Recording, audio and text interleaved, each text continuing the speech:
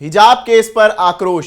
आचार्य NG Marathi college और DK Marathi college में हिजाब बैन किया गया था, जिस पर 26 जून को बॉम्बे हाई कोर्ट ने याचिका खारिज कर दी थी।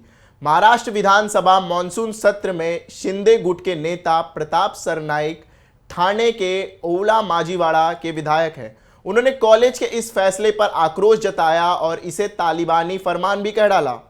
बघा, 9 विद्यार्थ्यांनी न्यायालयामध्ये याचिका दाखल केली होती। न्यायालयाने ती याचिका फेटाळून लावली, परंतु न्यायालयाने पुढे असं सांगितलं नाही की जीन्स आणि टी शर्टवर तुम्ही बंदी घालावी। न्यायालयाने त्यांची याचिका हा वेगळा मुद्दा आणि लाखो विद्यार्थी महाविद्यालयामध्ये जर जीन्स आणि महाविद्यालयामध्ये जात असेल, जर्सी घालून तुम्ही हिंदी कंटिन्यू करताय, मध्येच हिंदी मराठी होतं म्हणून मी म्हणलं तुम्ही विचारा, मला काय अडचण नाही। मराठी लाईव्ह आहे त्याच्यामुळे मी तुम्हाला टोकलं नाही। व्यवस्थापकांना कोणाच्या तरी दबावाखाली जर केलं असेल ते चुकीचं आहे। न्यायालयानं असं कुठेही म्हटलेलं नाही की जीन्स आणि टी शर्टवर किंवा जर्सीवर बंदी घालावी। मी तेच म्हणालो, उद्या जर स्पोर्ट्स डेला स्विमिंग कॉस्ट्यूम घालायला तुम्ही परवानगी नाकारा, उद्या तुम्ही स्पोर्ट्स डेच्या माध्यमातून जे टी शर्ट आणि शॉर्ट्स आहेत त्याला तुम्ही बंदी घालाल, हे काय चाललंय?